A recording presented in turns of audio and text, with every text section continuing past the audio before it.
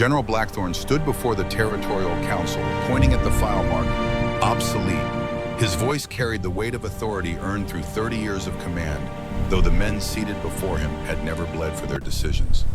Colonel Morrison is 62 years old. His time has passed. We need young blood leading our defenses, not relics clinging to glory days.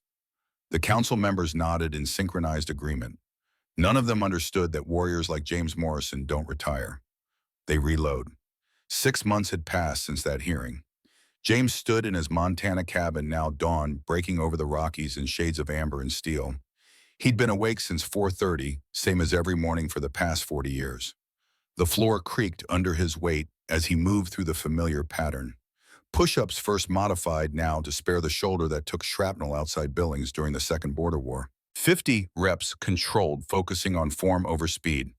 James finished with stretches, working through the tightness in his lower back where a rogue's claws had raked muscle 23 years ago. The scars formed a map across his body, each one a story he'd told so many times the words had worn smooth. Dressed in jeans and a flannel shirt, he moved to the kitchen where coffee waited. The mug bore the insignia of the 3rd Territorial Rangers.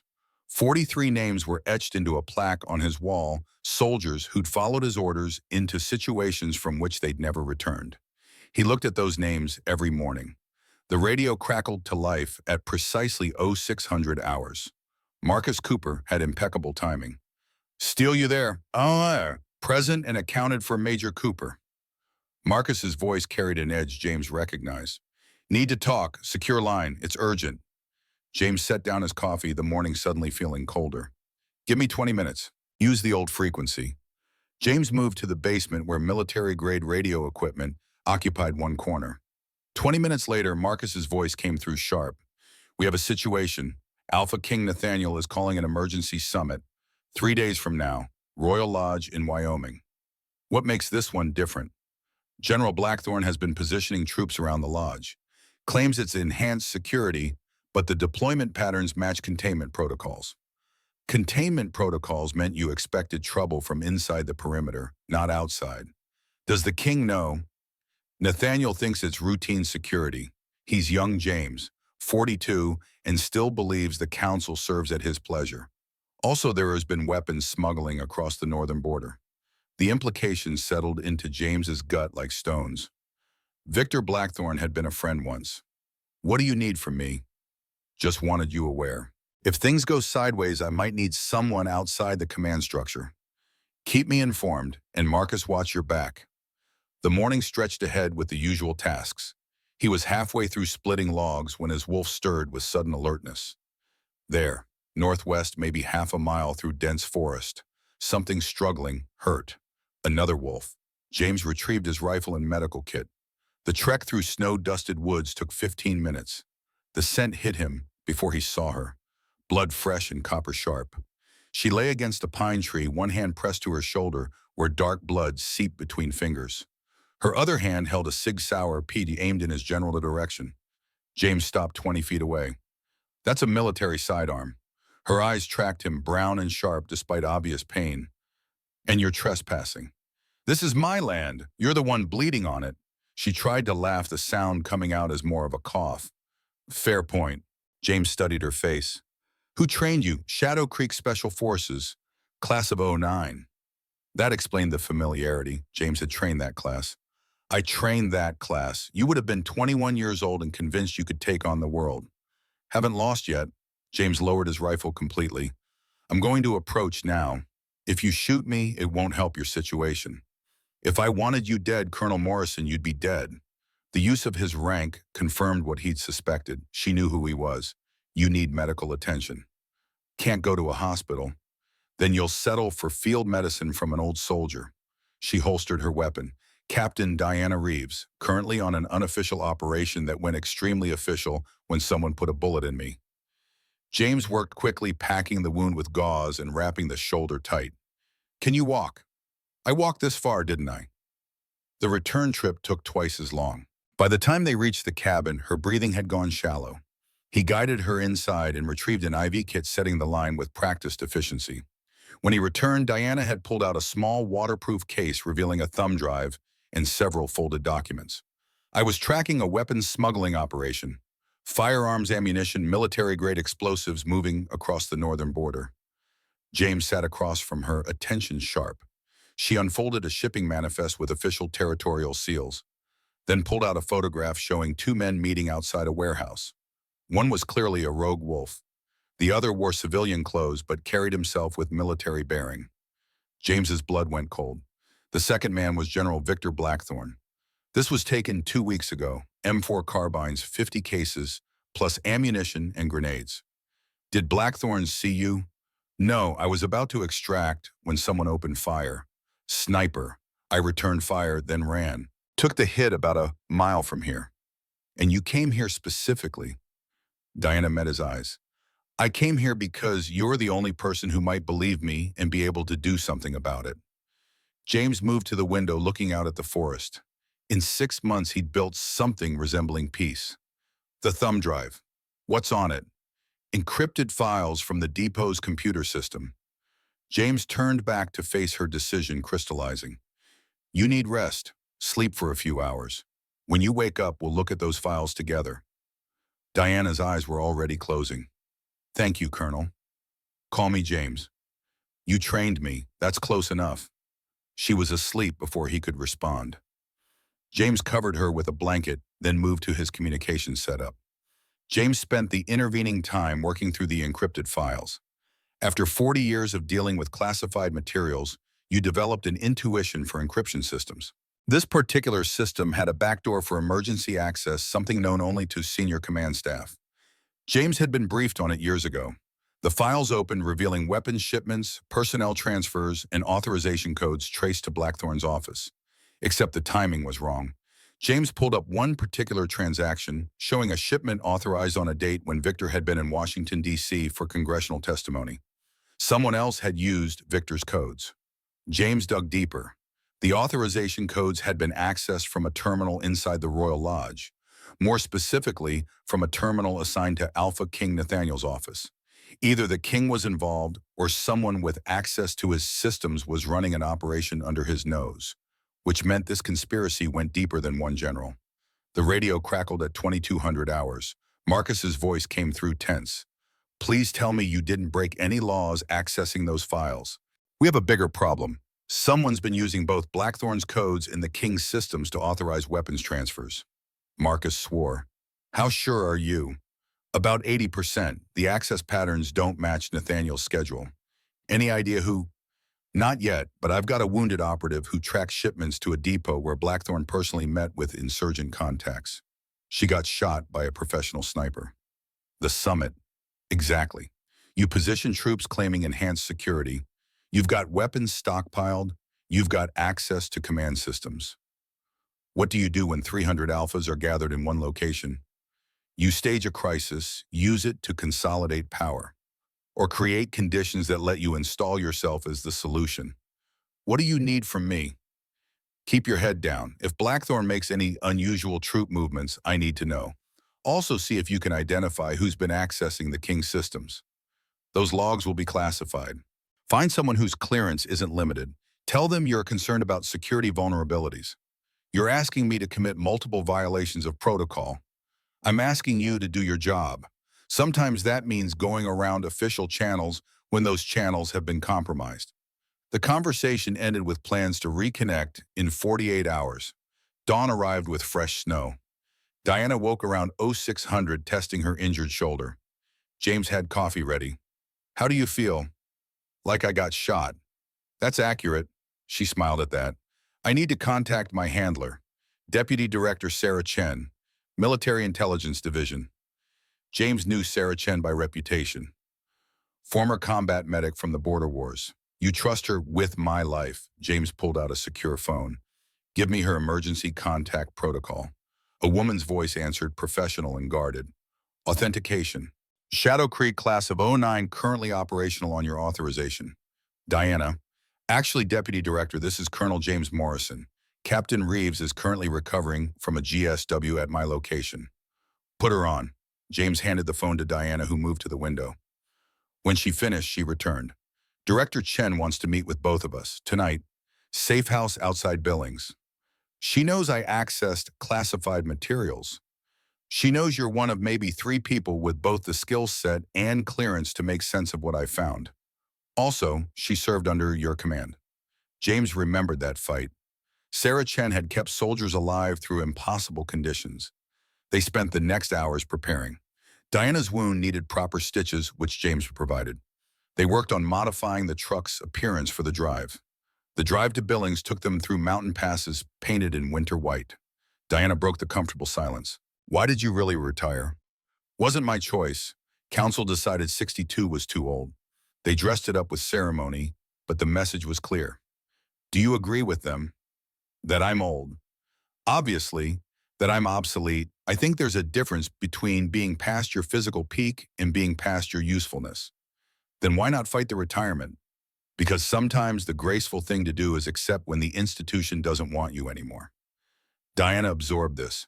My ex-mate rejected me because he said I was too military, not feminine enough. I spent 8 years trying to figure out if he was right. And what did you figure out? That he was an idiot, and I'm glad he rejected me. But also that rejection doesn't necessarily mean the other person was wrong. Wise perspective. Expensive perspective. They reached the safe house just after 1900 hours. Sarah Chen met them at the door. Colonel Morrison, it's been a long time. Deputy Director, good to see you breathing. She smiled, then turned to Diana. You look like hell, Captain. Got shot. It's healing. Come inside. We have a lot to discuss. The interior had been transformed into an operations center, and sitting at the central table was Major Marcus Cooper. James stopped. Marcus looked up, their eyes meeting. Sir, glad you could make it. Sarah Chen closed the door. I asked Marcus to join us because he's been investigating the same patterns Diana discovered. Marcus moved to a computer screen. For 2 months, I've been noticing irregularities. Shipments rerouted without explanation. By themselves, each looked like bureaucratic confusion. Together, they suggested an operation off the books. And you reported this to Blackthorne? I did. He told me I was seeing patterns that didn't exist and ordered me to drop the investigation. That's when I knew something was wrong. Diana joined them. What did you find about terminal access to the King's systems? Marcus pulled up authentication logs. Someone's been accessing the King's systems using credentials that trace back to Ryan Blackwood. The name hit Diana like a physical blow. James saw her face go white, then carefully neutral. Ryan Blackwood, her ex-mate. Ryan's stationed where? Royal Lodge. He's in charge of the King's personal security detail. Sarah Chen explained. Ryan Blackwood has the access position and clearance to authorize transfers using the King's credentials. James studied the data. You're suggesting Ryan is the inside asset. We're suggesting it's a strong possibility, but we don't have proof he's acting knowingly. Diana's voice came out tight. What's Ryan's current assignment?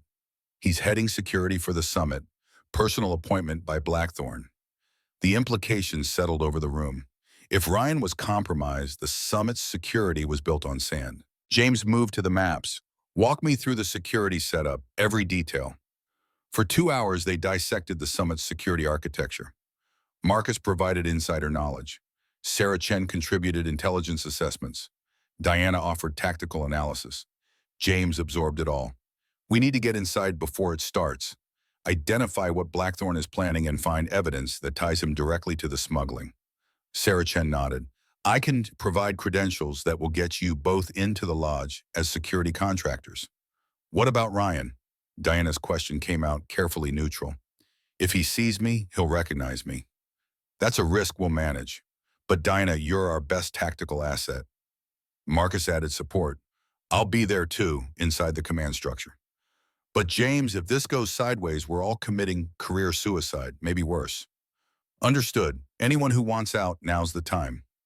Nobody moved. They spent another hour finalizing details. The meeting broke up around 2300 hours.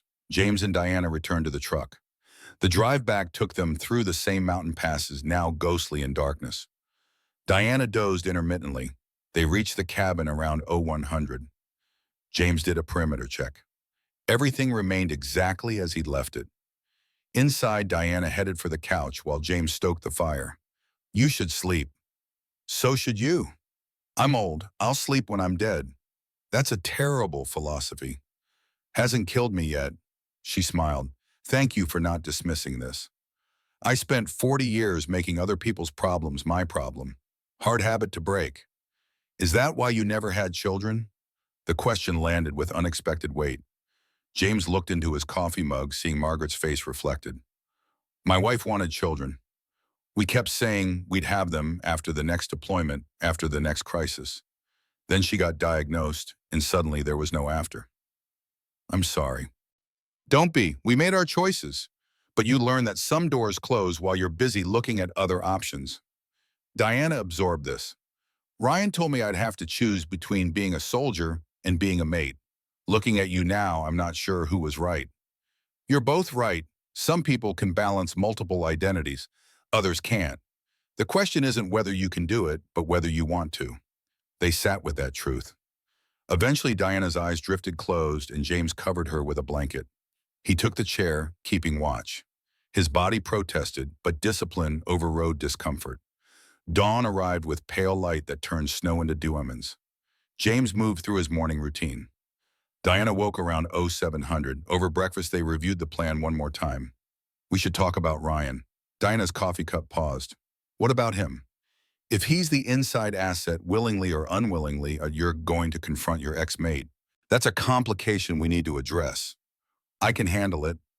Can you or will you hesitate because 8 years ago he rejected you? Her eyes flashed, then softened. I don't know. I'd like to think I'm professional enough to separate personal history from operational necessity.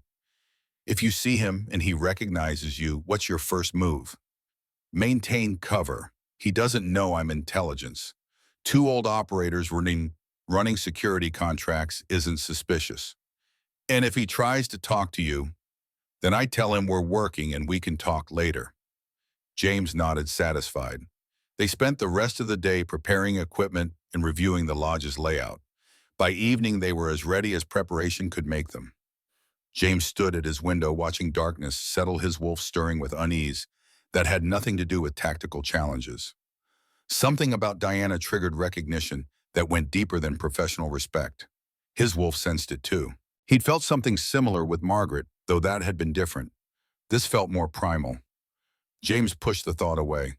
Whatever his wolf sensed could wait. Diana joined him at the window. What are you thinking about? Complications? Tactical or personal? Both. She nodded. They stood together, watching snow begin to fall. Finally, Diana spoke. Whatever happens at the lodge, I want you to know I'm glad fate dropped me on your doorstep. James turned to face her. The feeling's mutual, Captain. Now get some rest. Tomorrow we reload for one last mission. She smiled. One last mission. Every soldier's famous last words. Then let's make sure they're not our last words. They separated. James knew neither would rest easy. The mission clock had started. Tomorrow they would infiltrate the Alpha Summit. Tomorrow they would confront whatever conspiracy Victor Blackthorne had constructed. He loaded his rifle with practiced efficiency. Outside wind moved through trees that had watched generations of wolves fight over territory and power. But James cared. He'd given his entire life to protecting these territories. One more mission wouldn't kill him. Probably. When dawn arrived, James acknowledged the truth. This felt like the border wars all over again. That same weight of anticipation before combat. He'd survived those wars. He'd survived 40 years of missions that should have killed him. One more wouldn't make a difference. Probably. Diana woke at 0600. They moved through morning routines with the efficiency of soldiers preparing for deployment. By 0700, they were loaded in the truck and heading east toward Wyoming and the Royal Lodge. What they'd actually be walking into remained to be seen. But James Morrison had spent his entire life walking into situations where the odds looked bad. He'd learned that you didn't wait for perfect intelligence. You moved forward with what you had and adapted. Time to prove the council had retired him prematurely.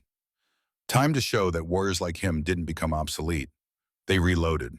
The Royal Lodge sat in Wyoming's Teton Valley like a fortress carved from stone and timber. James studied the compound through binoculars from a ridge 2 miles distant. Diana crouched beside him, her own optics tracking guard rotations. Guard posts every 100 yards. Overlapping fields of fire. Whoever designed this knows what they're doing. That would be Marcus. Then he'll know how to exploit those vulnerabilities if we need an exit strategy. James checked his watch. Oh, 900 hours. Remember, we're here to observe and gather intelligence. No heroics. Diana nodded, though her expression suggested she understood plans rarely survived reality. The drive to the checkpoint took 15 minutes. James presented credentials that Sarah Chen had provided. The guard barely glanced before waving them through. Too easy. James's instincts prickled. Professional security should have conducted background checks. This suggested either incompetence or deliberate facilitation. They parked and retrieved their gear. Light tactical vests, communications equipment, sidearms. The lodge's interior matched its exterior grandeur. Vaulted ceilings, stone walls, corridors wide enough to move troops through.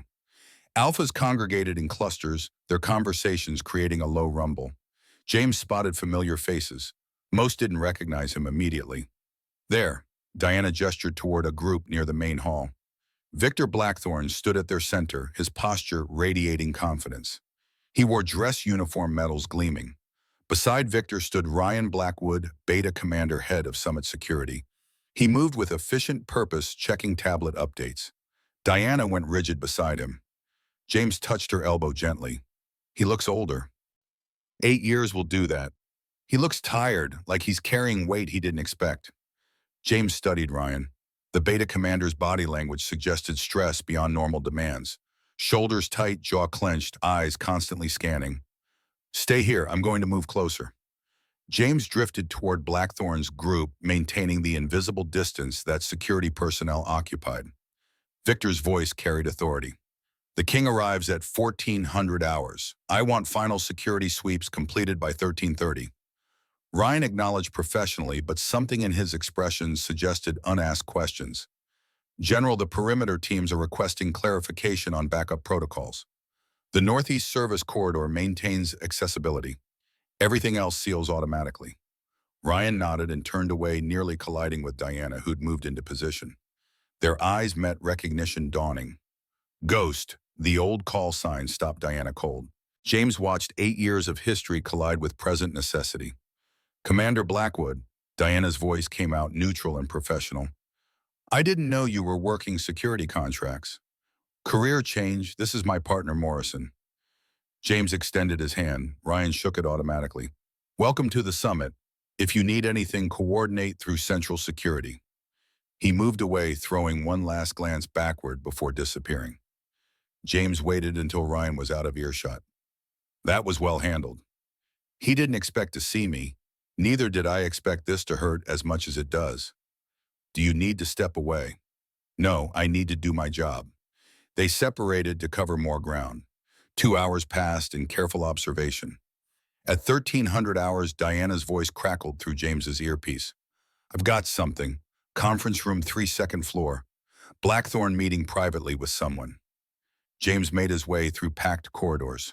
He reached the second floor and positioned himself near a maintenance alcove with sightlines to the door. 10 minutes later, the door opened. Victor Blackthorne emerged, expression neutral but satisfied. Behind him came General Silas Kane, 70 years old, retired 15 years earlier under questionable circumstances. Kane had commanded during the border wars with brutal efficiency. He'd been James's superior officer, and they'd clashed repeatedly over ethics. Kane's presence confirmed this conspiracy reached beyond simple smuggling. James waited until both men moved away before contacting Diana.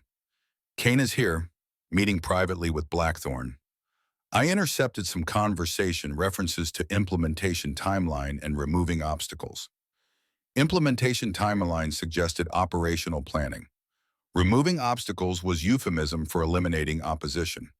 We need to contact Marcus. Trying now. His personal channel isn't responding. James felt the first flutter of concern. Marcus was reliable. Non-response meant problems. Keep trying. I'm going to find him physically. James moved through the lodge checking rooms. The security office yielded nothing. The command center showed no sign. At 1400 hours, trumpets announced AlphaKing Nathaniel's arrival. James watched from the periphery. There. Marcus stood near the king's detail, his posture protective but expression tense. He caught James's eye and something passed between them. A warning. Marcus was compromised somehow. The king began his opening address. Standard political language that meant everything and nothing. James circled the perimeter, working closer. If they could make contact, the Marcus might communicate what had changed. But Victor Blackthorne materialized, inserting himself between James and his objective. Colonel Morrison, I heard you were here working security. Retirement treating you well? The question carried undercurrents. Well enough. Still can't quite let go of the uniform, can you? And some men confuse service with ambition. Victor's eyes sharpened. Ambition isn't a flaw, James. It's what drives progress. Strength maintained through questionable means tends to collapse. Philosophical differences. History will judge which approach served better. James maintained professional neutrality, but internally his assessment was screaming warnings. Victor had effectively announced his awareness of James's investigation. If you'll excuse me, General. Of course. Enjoy the summit, Colonel. Should be quite memorable. Victor moved away. James immediately activated his earpiece. Diana, we're burned. Victor knows I'm here and why. We need to extract. Static answered. Then Diana's voice came through, tight with alarm. Can't extract. Security just sealed all exits. Official explanation is enhanced protection during the king's address. James processed this with cold clarity. They'd walked into a trap. Victor had allowed their infiltration, let them observe enough, and now intended to neutralize them. Where are you? East Corridor service level. They're conducting systematic sweeps. Our false identities won't hold up. James moved toward the East Corridor, maintaining casual pace while working through options. He rounded a corner and nearly collided with Ryan Blackwood, who stepped out with tablet in hand. Morrison, have you seen Captain Reeves? I need to verify her credentials. The question could be innocent or deliberate. She's conducting perimeter assessment. Ryan's eyes narrowed. Perimeter assessment during the king's address? That's outside normal responsibilities. We take our work seriously. What unit did you serve with? The question was a test. James made a calculated decision. Sometimes the best lie was selective truth. 3rd Territorial Rangers, Border Wars. I trained your Sreto Forces class at Shadow Creek. Diana Reeves was in that class. Recognition flashed across Ryan's face, followed by suspicion. If you trained her class, then you know Ghost hasn't worked security contracts. She's military intelligence. The moment stretched while James weighed options. We need to talk privately. Not here. Ryan studied him, then nodded. Follow me.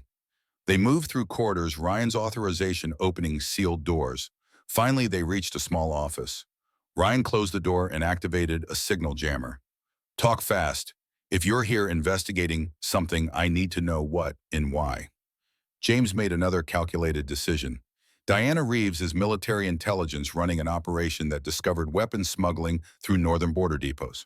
The trail led to authorization codes traced back to your credentials and General Blackthorne's direct involvement. Ryan's face went through several expressions. Shock, anger, calculation. I've been noticing irregularities for weeks. Shipments I didn't authorize. Every time I questioned it, Blackthorne told me it was operational necessity. Did you believe him? I wanted to, but something felt wrong. Diana's voice crackled urgently. James' security teams are converging on your location. You need to move now. Ryan heard the transmission. That's not standard protocol. Someone ordered direct action against you. Blackthorne knows I'm here investigating him. What is he planning? We think it's a coup, using the summit to consolidate power, possibly eliminate opposition. Ryan's jaw clenched. My father is beta advisor to Blackthorne. If the general is planning a coup, my father might be involved. We don't have time to sort out motivations. Right now, we need to reach Marcus Cooper and warn the king. Can you help us? The question hung between them. Ryan's answer would determine whether they had an ally or another enemy. My loyalty is to the territories, not to ambitious generals. Tell me what you need. Relief flooded through James. Get us to Marcus Cooper. Also, we need evidence that ties Blackthorne to the smuggling. I can get you to Marcus. Evidence might be in Blackthorne's office, but accessing it would trip every alert. Then we'll need a distraction. Diana's voice interrupted, more urgent. James, they're at the office door. 30 seconds. Ryan moved immediately, opening a wall panel that revealed maintenance access. This connects to service tunnels. Go now, I'll slow them down. They'll question why you were meeting with us. Let me worry about that. I've spent 8 years learning to lie convincingly about my feelings. I can lie about a security briefing. James heard the subtext, the reference to Deanna. No time to unpack that complexity. He slipped into the maintenance access. The tunnels were narrow, utilitarian. James moved quickly despite the confined space. He emerged where Diana waited, her expression tight with controlled tension. We have maybe 10 minutes before they expand their search. What's the plan? Ryan's on our side. He's going to help us reach Marcus and access Blackthorn's office. But we need a distraction. I can create a distraction. Fire alarm in the West Wing would trigger evacuation protocols. Do it, but make sure you can extract afterward. We don't abandon assets. Diana smiled grimly. Roger that, Colonel. See you on the other side. She disappeared. James checked his sidearm, confirmed the magazine was seated. Breaking into a general's office during a security lockdown required either careful planning or desperate improvisation. James was about to discover which one applied. 2 minutes later, the fire alarm screamed through the Royal Lodge, its piercing wail cutting through everything. Wolves reacted with civilian confusion.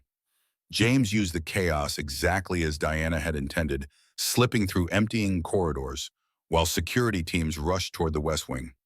Ryan appeared from a side passage. Marcus is with the King's detail in the secure room. They locked down when the alarm started. I can get you access, but we'll have maybe 2 minutes. 2 minutes is enough. What about Blackthorn's office? Third floor East Wing, biometric locks. His assistant, Lieutenant Sarah Morrison, has authorized access. Where is she now? Probably coordinating the evacuation response. Diana's voice crackled. Distraction is holding. 5 more minutes before they realize there's no actual fire. Copy that, moving to secure room now. Ryan led them through corridors that bypassed main routes. They reached the secure room where 2 guards stood posted. The guards recognized Ryan immediately. Commander Blackwood, the King is secure. I need to brief Major Cooper. 2 minutes. The guards unsealed the door. Inside, Marcus stood near Nathaniel, his expression relieved when he saw James. The King looked younger than his 42 years, showing strain. Colonel Morrison. What's happening, Ryan? Why is a retired officer here during a lockdown? James made the decision instantly. Your Majesty, General Blackthorn is planning a coup. He's been smuggling weapons and positioning troops to seize control during this summit. We have evidence, but we need time to gather final proof. Nathaniel's face cycled through disbelief, anger, and calculation. That's an extraordinary claim. What proof do you have? Marcus stepped forward. Your Majesty, I've been documenting irregularities for 2 months. Shipments authorized under your credentials when you were provably elsewhere. Every time I investigated Blackthorn, shut down my inquiries. Operational security doesn't explain why he's meeting privately with General Kane, or why security is hunting Colonel Morrison like enemy assets. Nathaniel absorbed this, his expression hardening. What do you need from me? Time, Your Majesty, and authorization to access Blackthorn's office. We need documents that directly tie him to the smuggling. If I give you that authorization and you're wrong, it destroys what credibility I have. James understood the King's dilemma. Your Majesty, I spent 40 years serving these territories. I have no ambition left, nothing to gain from manufacturing conspiracies. If I'm here making these accusations, it's because the evidence is real and the threat is immediate. Nathaniel met James's eyes, searching for deception and finding only flat certainty. Major Cooper, you trust Colonel Morrison. With my life, Your Majesty. Commander Blackwood. Ryan straightened. I've known Diana Reeves since before she became an intelligence operative. She has no reason to fabricate evidence, and the irregularities in my own security authorizations suggest someone is using my credentials. The King nodded slowly. You have 1 hour. Get your evidence and bring it directly to me. Major Cooper stays here as my security. Commander Blackwood, you're with Colonel Morrison. Understood, Your Majesty. They exited, James's tactical assessment running through scenarios. 1 hour wasn't much time, but it was more than he'd expected. Ryan led them toward the 3rd floor using service stairs. Lieutenant Morrison should be in the command center. We need to intercept her somewhere private. They reached the 3rd floor. 2 doors down from the target, Lieutenant Morrison emerged from a supply closet carrying emergency equipment. Lieutenant, I need your help. She recognized Ryan snapping to attention. Commander Blackwood, what can I do? There's a security concern in the general's office. Possible breach during evacuation. I need to verify the space is secure. Suspicion crossed her face. The general didn't mention any breach concerns. He's with the king managing the evacuation. Asked me to secure his office. Standard protocol. The explanation was plausible. She set down her supplies. I'll open it for you, but I need to observe your security check. Ryan glanced at James. Having a witness while searching for evidence of treason wasn't ideal. Of course, we'll make it quick. Lieutenant Morrison led them to Blackthorn's office and pressed her palm against the biometric reader. The lock disengaged. Inside the space perfectly captured Victor Blackthorn's personality. Military precision organized every surface. Metals lined one wall, maps covered another. What exactly are we checking for? James moved toward the desk while Ryan engaged the lieutenant with technical questions. The terminal would be encrypted, but James had 40 years of experience. People were predictable in their security choices. He activated the terminal. Authentication screen. 3 attempts before lockout. James thought back to their years fighting together. Victor had a sister younger who died in a car accident when he was 25. He'd mentioned her exactly once. Her name was Catherine. Victor had been wearing her bracelet. James typed Catherine, 1977. The system unlocked. Lieutenant Morrison noticed and then moved toward the desk, her expression shifting to alarm. Commander Blackwood, what is Colonel Morrison doing accessing the general's personal files? Ryan's hand moved to his sidearm, not drawing but making the gesture clear. Lieutenant, I need you to remain calm. What we're doing is authorized by AlphaKing Nathaniel. We're investigating security irregularities. That's insane. The general is loyal. Then we'll find nothing except routine work. But right now, I need you to step back. She looked between them, understanding dawning. Her hand moved toward her radio. Ryan drew his sidearm completely. Don't, please. I don't want to detain you, but I will if necessary. James tuned out their confrontation, focusing on the terminal. He found what he needed in a directory marked Northern Border Initiative. Detailed records of weapons shipments, financial transactions with insurgent leaders, communications logs showing coordination with Kane. But the most damning evidence was a document labeled Summit Implementation Protocol. James opened it and felt his blood run cold. The plan was elegant in its brutality. During the summit's closing ceremony, Blackthorn's forces would stage a coordinated attack blaming insurgent networks. In the chaos, key opposition leaders would be eliminated. The king would be protected, but effectively placed under military control. Blackthorn would assume emergency powers. A textbook coup disguised as crisis response. The timeline showed implementation scheduled for 1800 hours. James checked his watch. 16:30 now, 90 minutes. Ryan, we need to extract this data immediately. Already on it, Ryan had produced a thumb drive and was downloading files while keeping his sidearm trained on Lieutenant Morrison. Diana's voice interrupted, urgent and strained. James, we have a problem. Blackthorn just ordered security teams to the 3rd floor. They're coming for you right now, 2 minutes. Copy. We're extracting now. James ejected the thumb drive and shut down the terminal. Ryan grabbed Lieutenant Morrison's radio. I'm sorry about this. They moved toward the door, but the footsteps in the corridor indicated they were out of time. At least 6 soldiers moving with tactical precision. Service exit. 30 feet down the corridor, we'd never reach it. James assessed their situation. Fighting through would alert everyone. Hiding was temporary. That left talking. He opened the door and stepped into the corridor, hands visible and empty. The security team's leader raised his weapon, then hesitated when he recognized James. Colonel Morrison, General Blackthorn wants to see you immediately. I'm sure he does. Unfortunately, I'm currently operating under the AlphaKing's direct authorization. The team leader's expression suggested he'd been expecting resistance. Sir, with respect, I have orders to bring you to the general by whatever means necessary. James heard the subtext. These soldiers had been told to use force if necessary. What's your name, soldier? Sergeant Collins, sir. Sergeant Collins, I trained with the 3rd Rangers during the Second Border War. I'm asking you to think very carefully about what you're being ordered to do. Collins' expression flickered with uncertainty. Sir, I don't know anything about conspiracies.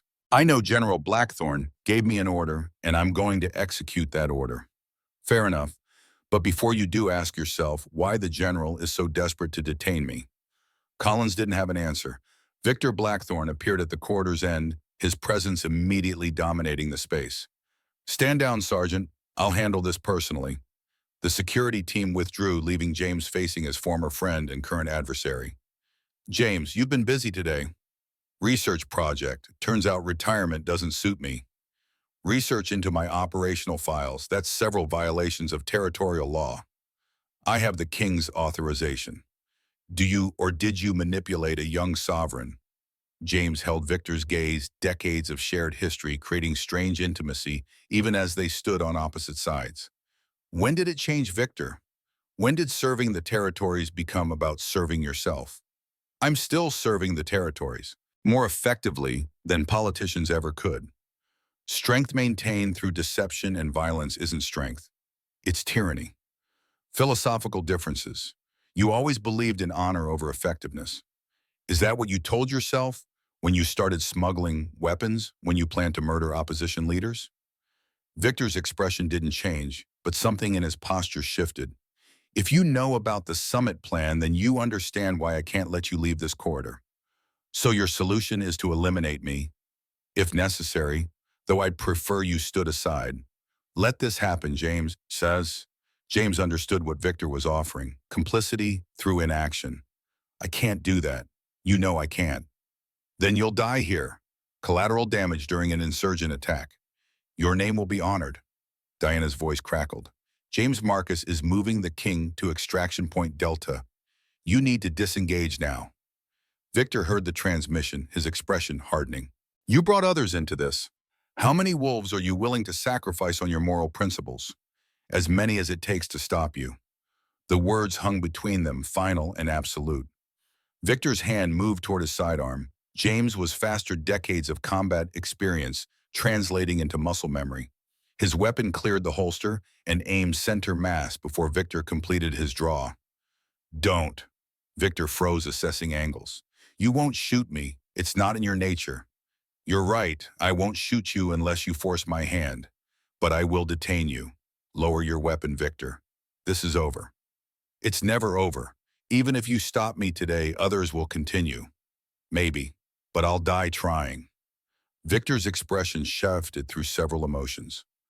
Respect, regret, resignation. He lowered his weapon, slowly setting it on the floor. You always were too honorable for your own good.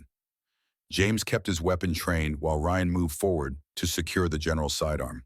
The moment stretched thin and dangerous. Then Lieutenant Morrison moved her hand, flashing toward the pistol holstered at her waist. James pivoted, identifying the threat, but she wasn't aiming at him. She fired twice. Victor staggered backward, red blooming across his chest. You killed her. Catherine didn't die in a car accident. Victor collapsed. James moved immediately, applying pressure to the wounds, but the damage was too severe. Victor's eyes found James' consciousness fading. Funny, I always thought you'd be the one to stop me. Catherine was your sister, half-sister, different mothers. She figured out I was stealing from territorial supply budgets, going to report me. Couldn't let that happen, made it look like an accident. His breathing became labored. James, tell Nathaniel he was right. Idealism matters. Strength without honor is just tyranny. General Victor Blackthorne died at 16:43 hours, 3 minutes before his carefully planned coup was scheduled to begin. Lieutenant Morrison stood over his body, her weapon still smoking. She looked down at James, her expression carved from stone, but her voice steady. My mother's maiden name was Catherine Hartley before she married my father and became Catherine Morrison, no relation to you, Colonel. Victor Blackthorne was her half-brother. 20 years ago, he murdered her to protect his embezzlement scheme. I've been waiting for proof.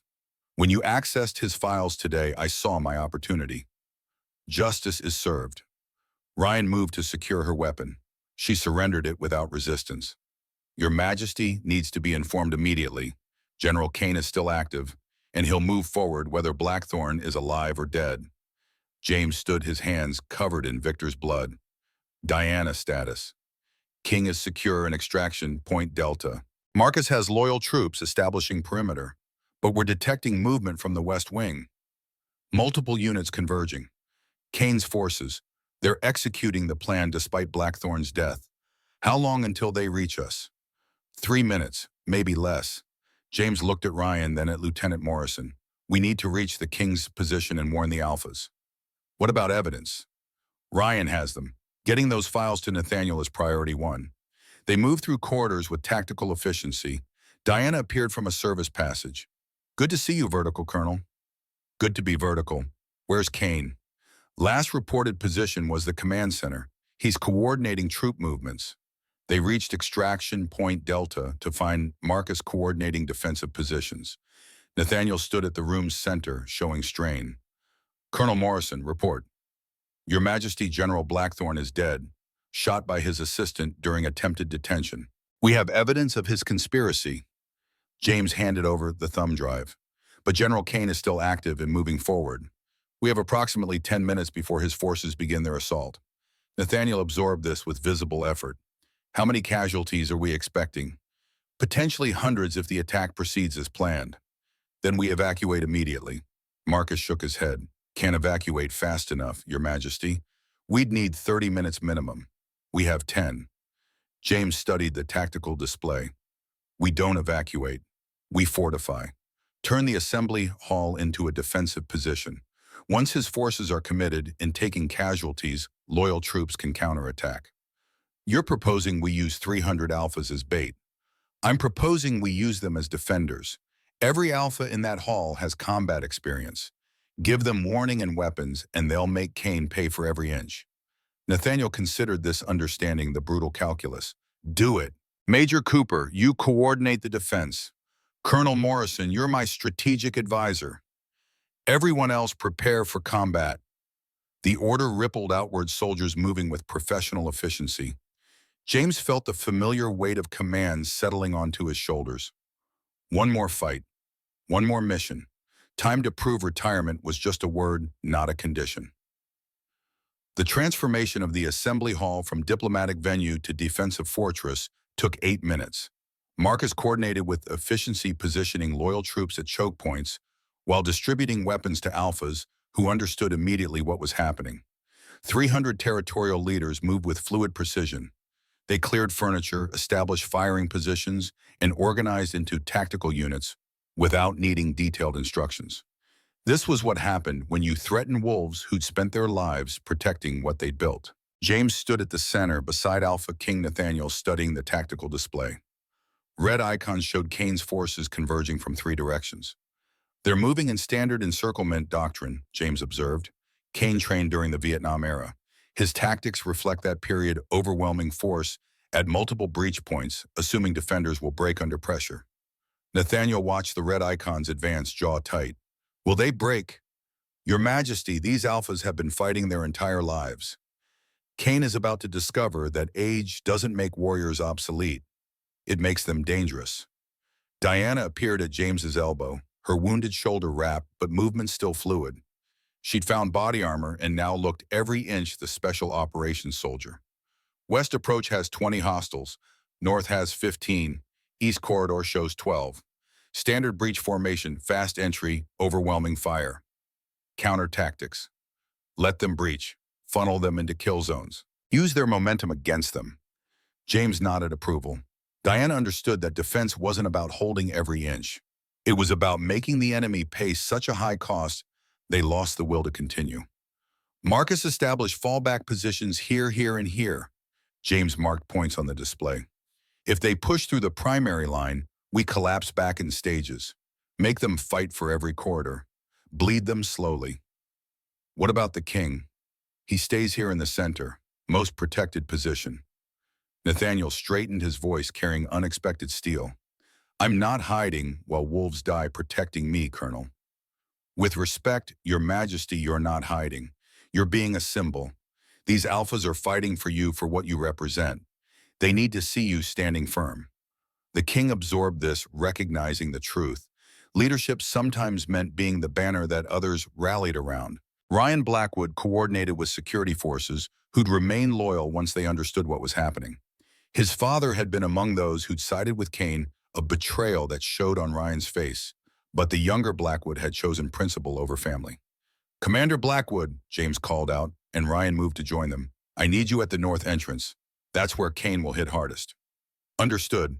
Rules of engagement. Minimum necessary force until they breach. Once they're inside, weapons free.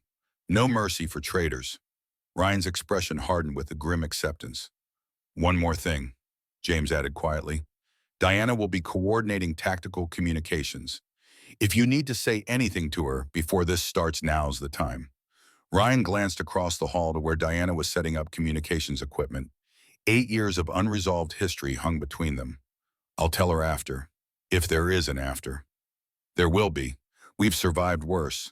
The radio crackled with Marcus's voice steady despite tension. All positions report ready. Kane's forces are 60 seconds out. James keyed his own radio, his voice carrying to every defender. Listen up. What's about to happen isn't what any of us wanted.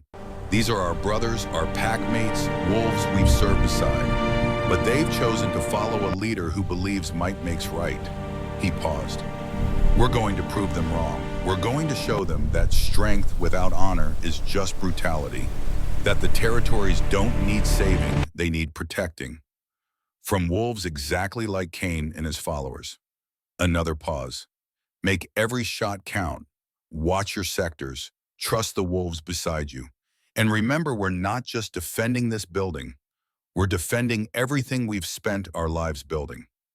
The radio clicked silent.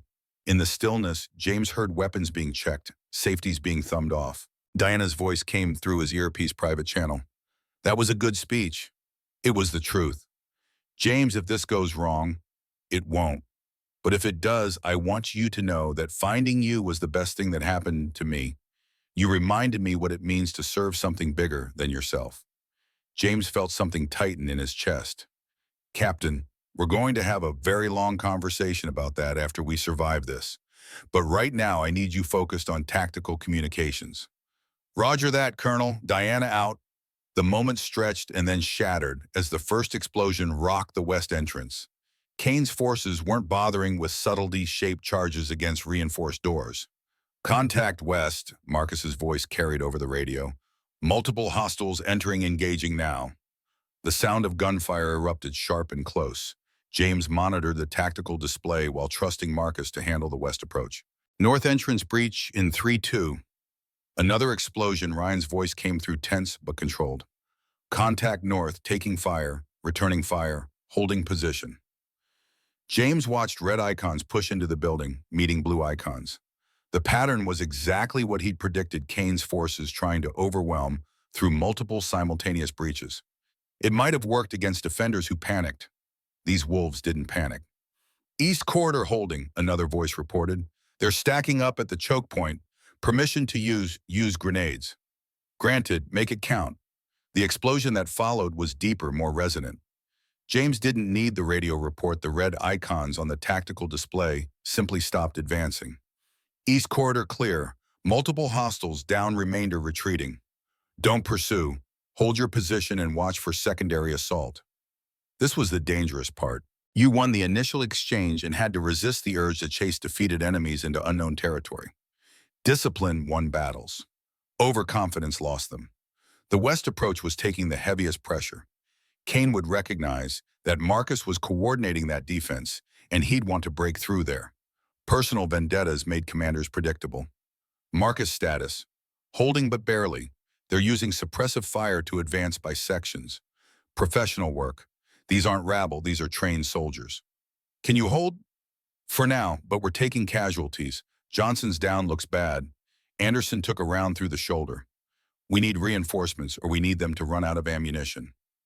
James made the tactical calculation instantly. Ryan, how's your sector? Quiet since the initial breach.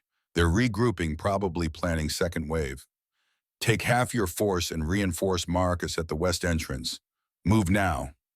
Understood. Repositioning. James watched blue icons shift on the tactical display, Ryan's forces flowing through interior corridors to shore up the weakening west defense. It was a gamble if Kane hit the north entrance with a second wave while Ryan was displaced, they might break through. But warfare was built on calculated risks. Diana's voice interrupted his thoughts.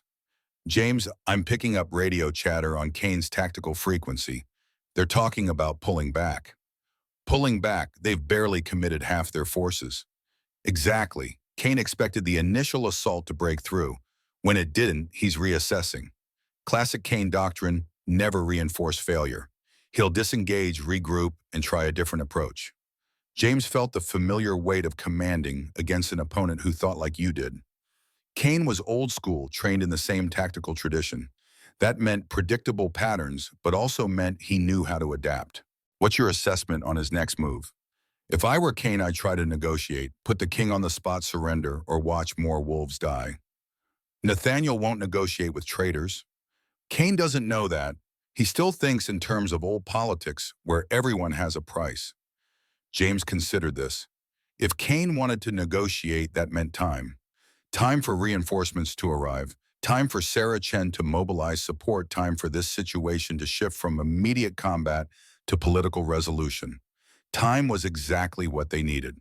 Your Majesty, James said, turning to Nathaniel, General Kane is about to request a ceasefire for negotiations. I recommend you accept. Except we're winning. Why give him time to reorganize? Because we're not winning, we're surviving. Kane has 4 times our numbers. A ceasefire gives us time to bring in support. Nathaniel's jaw tightened, but he nodded slowly. You're asking me to negotiate with someone who tried to overthrow the government. I'm asking you to be smart, Your Majesty. Sometimes the brave thing isn't charging forward. It's accepting temporary compromise to position for ultimate victory. Before Nathaniel could respond, the radio crackled with an unfamiliar voice, older, carrying the weight of authority. This is General Silas Kane. I'm requesting a ceasefire to discuss terms. Too many wolves are dying for a fight that doesn't need to happen. AlphaKing Nathaniel, if you're receiving this transmission, respond. James handed Nathaniel the radio with a significant look. The king took it hand steady despite tension. This is AlphaKing Nathaniel, and I'm listening, General Byron. Your Majesty, I think there's been a misunderstanding. General Blackthorne was acting on concerns about territorial security. We're not traitors. We're patriots trying to ensure strong leadership. James could almost admire the framing. Kane was positioning this as a disagreement about policy rather than an attempted coup.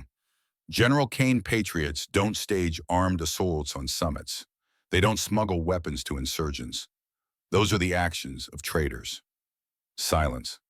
When Kane spoke again, his voice had hardened. Victor Blackthorne is dead, shot by his own assistant. That changes the situation. I'm prepared to surrender my forces on the condition that we're tried by military tribunal rather than civilian courts, and that we're allowed to present evidence about the security concerns that motivated our actions. James felt Diana stiffen beside him. This was the critical moment. If Nathaniel accepted those terms, Kane would have a platform to justify his treason. If Nathaniel refused, Kane would fight to the death. Your Majesty, James said quietly, accept the ceasefire but don't commit to his conditions. Buy time, let him think he has leverage while we consolidate position.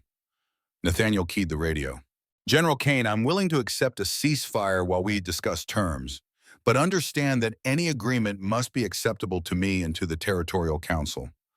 I won't be dictated to by insurgents. Fair enough, Your Majesty. I'm sending an unarmed representative to discuss details. I expect the same from you. Agreed. Ceasefire begins now. The radio clicked off. In the sudden silence, James could hear his own heartbeat. Marcus's voice came through questioning. Colonel, are we really doing this? Negotiating with Kane after what he tried? We're buying time, Major. Keep your forces in position. Stay alert, but hold fire unless he violates the ceasefire.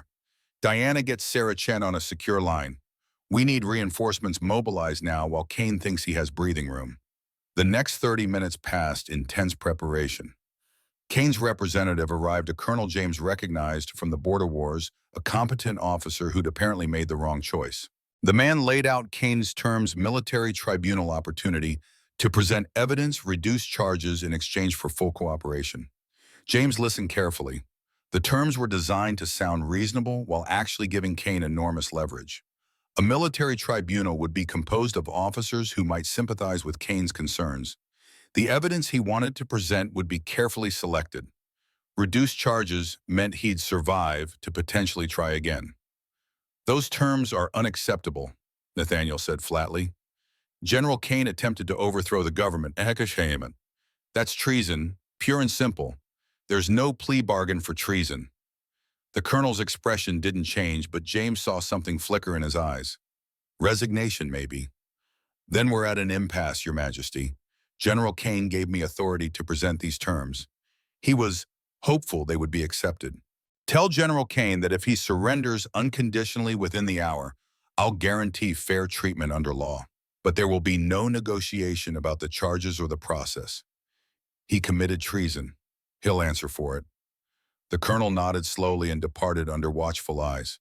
The moment he was gone, Marcus pulled James aside. That wasn't really a negotiation. No, it wasn't. But it gave us 30 minutes to prepare, and it put Kane in a position where he has to make a choice. Surrender knowing he'll face justice, or fight to the death knowing he's already lost. You think he'll fight? James thought about the man he'd served under during the border wars. Silas Kane had been brilliant and brutal commander who achieved objectives regardless of cost. He'd never surrendered, never accepted defeat. He'll fight. Men like Kane don't know how to surrender. They'd rather die than admit they were wrong. Diana's voice came through urgent. James Sarah Chen reports she's mobilized support from 3 nearby territories. Reinforcements are en route ETA 45 minutes. But she's also getting reports that Kane has additional forces positioned outside. If he decides to throw everything at us, we might not be able to hold until reinforcements arrive. Then we don't hold. We make him pay so dearly for every inch that he runs out of soldiers before we run out of space. That's a hell of a plan. You have a better one. Not even slightly. The ceasefire ended exactly 60 minutes after it began. Kane's forces resuming their assault with renewed intensity. But something had changed. The initial attacks had been probing. These new assaults were desperate, the actions of soldiers who knew they were running out of time. James watched red icons surge forward on the tactical display, each push coordinated with precision. Kane was throwing everything at them, burning through his reserves in a final attempt to break through before reinforcements arrived. All positions, weapons free, James ordered. Make every shot count. They're committed now, no holding back, no retreat for them. It's all or nothing. The west entrance erupted in sustained gunfire, Marcus's defenders holding their ground through sheer determination. The north corridor saw hand-to-hand fighting as Kane's forces breached the initial defensive line, Ryan leading a countercharge that pushed them back. James monitored it, all his mind working 3 moves ahead, positioning reserves to shore up weaknesses, redirecting fire to support overextended positions. This was what he'd done for 40 years, seeing the battlefield as a whole rather than individual fights. East Corridor is holding but taking casualties, a voice reported. We need medical support. Dr. Chen, you're up. Take your team to the East Corridor. Anyone who can still fight gets patched and sent back. Anyone who can't gets evacuated to the secure room. Sarah Chen's voice came back instantly. Already moving. Tell them to hold for 2 more minutes. 2 minutes in combat felt like hours. James counted them down while watching red icons press against blue ones, the lines shifting and flexing, but never quite breaking. These defenders had been fighting their entire lives. They knew how to hold ground when everything said it was impossible. Reinforcements are 5 minutes out, Diana announced. Multiple units, heavy weapons. Kane has to know they're coming. Then he's about to make his final play. Everyone stay sharp. Desperate enemies are the most dangerous. The attack came from an unexpected direction, not the primary entrances, but through the service tunnels James's team had used earlier. A small force, maybe 10 soldiers, breaching directly into the command post where Diana was coordinating communications. James heard her startled curse through the earpiece, followed immediately by gunfire. He was moving before conscious thought, crossing the assembly hall, in a sprint that his 62-year-old body protested but executed anyway. He reached the command post to find Diana in close quarters combat with 3 hostiles. Baum, her wounded shoulder clearly hampering her movements. 2 others were down, but she was outnumbered and tiring. James's first shot took down the nearest hostile center mass professional execution. His second shot caught another in the shoulder, spinning him around. The third hostile turned toward this new threat, and Diana used the distraction to put 2 rounds into his chest. Silence fell, broken only by heavy breathing and distant combat sounds. Diana leaned against the wall, face pale with pain and exertion. Thanks for the backup. Any time. How bad is your shoulder? Bad enough that I'm done fighting, but I can still coordinate. Help me back to the terminal. James supported her weight as they moved to the communications equipment. Diana's hands were steady despite obvious pain, fingers flying across the keyboard as she re-established contact with defending forces. All positions, this is command. Reinforcements are 3 minutes out. Kane's forces are retreating from all approaches. Hold your positions, do not pursue, let them run. James watched the tactical display confirm her assessment. The red icons were withdrawing, pulling back in organized fashion. Kane was cutting his losses, preserving what forces he could, or more likely preserving them so he could bargain during surrender negotiations. Marcus status. West entrance is secure. We've got wounded, but everyone's stable. Kane's forces left a lot of bodies. I don't think they're coming back. Ryan. North Courier clear. We pushed them back hard. My father was among them. James heard the weight in Ryan's voice, the cost of fighting your own family. Is he alive? Yeah, wounded but alive. I had him taken to the medical area. You did the right thing. Family complicates everything, but you chose principle over blood. That takes courage. Doesn't feel like courage. Feels like betrayal. It would, but your father was the one who betrayed his oath. You just held him accountable.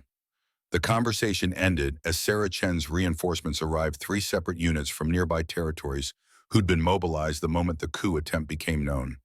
Their presence transformed the tactical situation. Kane's remaining forces were now outnumbered and surrounded. 20 minutes later, General Silas Kane surrendered.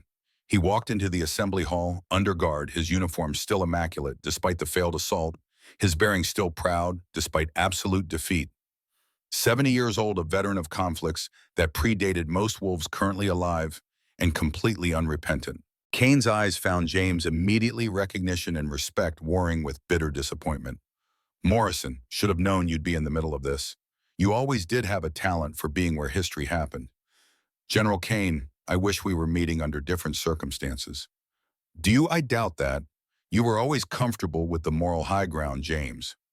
AlphaKing Nathaniel stepped forward, his young face showing none of the uncertainty that had marked earlier interactions. Combat had burned away pretense. General Kane, by the authority vested in me as AlphaKing of the Northern Territories, I'm placing you under arrest for treason, conspiracy, attempted murder of government officials, and numerous violations of territorial law. Kane's expression remained neutral, but something in his eyes suggested he understood this was the end. Not just of his freedom, but of his legacy. Your Majesty, I want it on record that everything I did was in service to these territories. You may not understand that now, but history will vindicate my concerns. If that's your defense, General, I suggest you find better lawyers. Nathaniel gestured to the guards who led Kane away. The old general went without resistance, his military bearing intact even in defeat. James watched him go and felt something complex: respect for the soldier Kane had been, revulsion for the traitor he'd become, and sadness for how far a man could fall. Diana materialized at his elbow, exhaustion written across her face. It's over. We actually survived. The fighting's over. The aftermath is just beginning. Always the optimist. Always the realist. But you are right that we survived, against significant odds and with minimal casualties, considering the alternatives. They stood together in the assembly hall, slowly returning to order. Medics treated wounded. Territorial leaders helped clear debris. The king moved among them, thanking them personally, showing leadership that couldn't be taught. Maybe Nathaniel would be a good king after all. Marcus approached his uniform, torn and bloodstained, but expression showing satisfaction. Colonel, the king wants to see you. Conference room 2, whenever you're ready. Is this the thank you meeting or the what the hell were you thinking meeting? Little of both, probably, but mostly I think he wants to offer you a position. James felt Diana stiffen beside him. They both knew what position Nathaniel would offer: General of Territorial Defense, the role Victor Blackthorne had occupied until his death hours ago. The role James had been forced to retire from 6 months earlier. Conference room 2 was surprisingly intact. Nathaniel sat at the head of the table, Sarah Chen to his right, and several territorial council members occupying other seats. Colonel Morrison, thank you for coming. Please sit. James took a seat across from the King, Diana settling beside him. Your Majesty, I assume this isn't a social call. No, it isn't. Colonel, what happened today never should have happened. A sitting general attempted to overthrow the government. That this coup was stopped is due almost entirely to your actions. With respect, Your Majesty, a lot of wolves contributed to stopping Kane. Marcus Cooper, Captain Ready's Commander Blackwood, every defender who held their position. Don't be modest, Colonel. Nathaniel leaned forward. You identified the conspiracy, gathered evidence, coordinated the defense, and provided tactical leadership that saved hundreds of lives. Without you, Kane would have succeeded. Perhaps, but we'll never know for certain. I know for certain, and I know that I need someone like you leading our territorial defense, not someone who sees the military as a path to political power. Someone who understands that service means sacrifice, that leadership means making hard choices, that strength without honor is tyranny. James saw where this was going and felt trapped between conflicting impulses. Part of him wanted exactly what Nathaniel was offering. Another part remembered the exhaustion of command, the weight of sending soldiers into combat knowing some wouldn't return. Your Majesty, I'm honored by the offer, but I'm 62 years old. The council forced me to retire specifically because they believed I was too old for active command. What's changed? What's changed is that I watched you lead today, which didn't slow you down. Experience made you effective. You thought 3 moves ahead, positioned resources intelligently, made tactical decisions that saved lives. That's not obsolescence, that's mastery. Sarah Chen spoke up. Colonel, the council was wrong to force your retirement. They were listening to men like Blackthorne and Kane. But today proved what we've always known: experience matters, wisdom matters. You matter. James felt something tighten in his chest. He looked at Diana, who met his gaze with support, but also understanding if he chose to refuse. If I accept this position, I have conditions. Nathaniel didn't hesitate. Name them. First, Captain Diana Reeves becomes Deputy Commander of Territorial Intelligence. She's proven herself as one of the best operatives in our service. Agreed. What else? Second, we establish a mandatory mentorship program. Every senior officer takes responsibility for training the next generation. Agreed. Continue. Third, I serve until I'm 70, not a day longer. At that point, I step aside and recommend my successor. We establish that as policy: fixed retirement ages, smooth transitions. Reasonable. Is that all? James hesitated, then pushed forward. Fourth, Commander Ryan Blackwood is cleared of any suspicion about his role in the conspiracy. He was used without his knowledge, and when he learned the truth, he chose to stand with us. He deserves recognition for that choice. Nathaniel glanced at the council members, who nodded agreement. Done. Commander Blackwood will be publicly commended for his role in defending the summit. Anything else? One more thing. We reform how Omegas are treated in military service. No more rejections based on not being feminine enough or thinking like a soldier. Every wolf who meets operational standards gets equal opportunity. Sarah Chen smiled.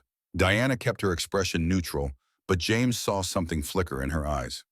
Gratitude, maybe. Agreed, Nathaniel said firmly. All of your conditions are acceptable. Do we have a deal, General Morrison? General Morrison. The title settled onto James's shoulders with familiar weight, simultaneously comfortable and constraining. He'd sworn he was done with command. But sometimes duty called you back, and refusing felt like abandoning everything you'd fought to protect. We have a deal, Your Majesty, though I reserve the right to complain about being too old for this job. Complaint noted and dismissed. Welcome back, General. They spent the next hour hammering out details. By the time the meeting ended, darkness had fallen outside, and James felt exhaustion settling into his bones.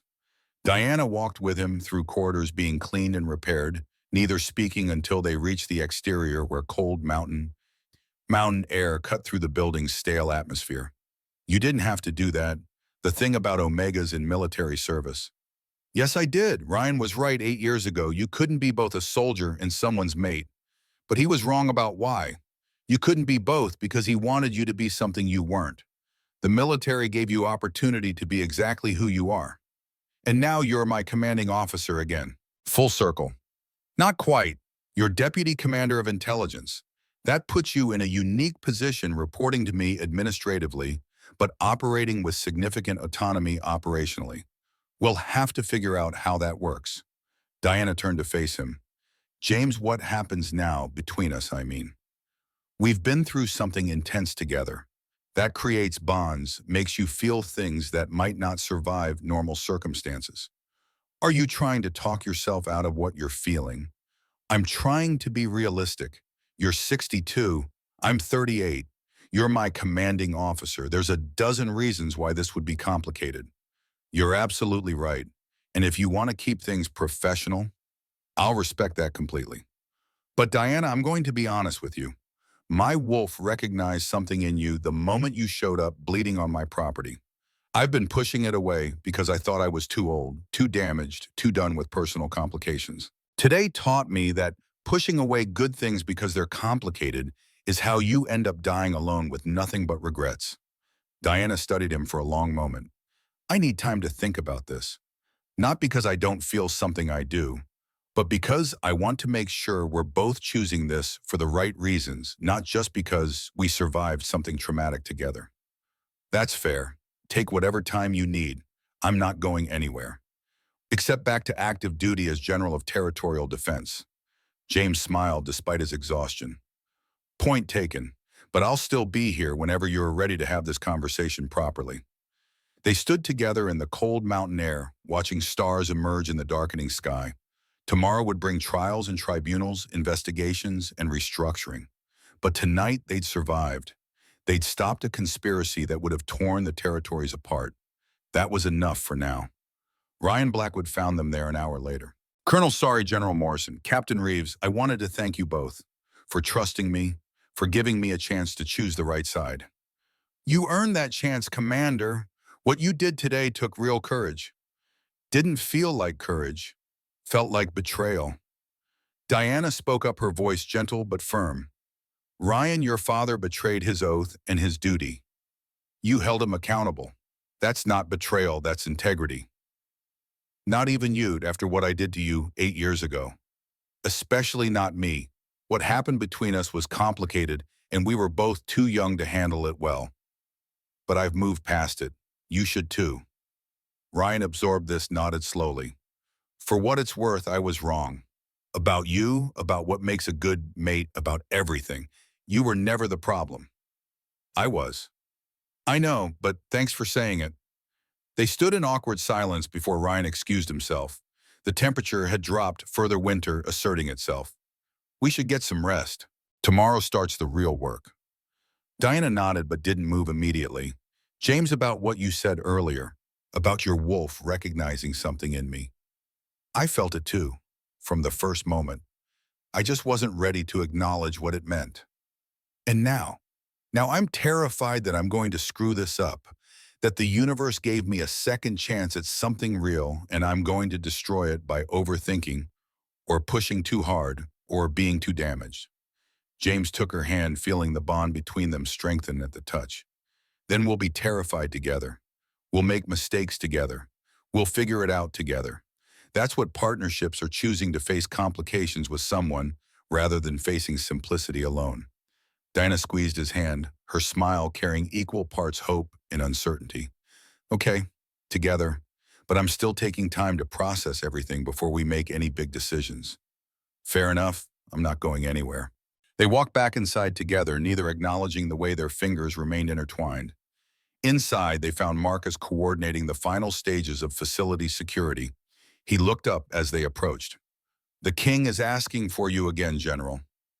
Something about the official announcement of your appointment. James sighed but nodded. One more meeting, then I'm finding somewhere to sleep for 12 hours. The official announcement happened at midnight, Nathaniel addressing the assembled territorial leaders. He spoke about unity and strength, about learning from mistakes and building something better. And he introduced James as the new General of Territorial Defense.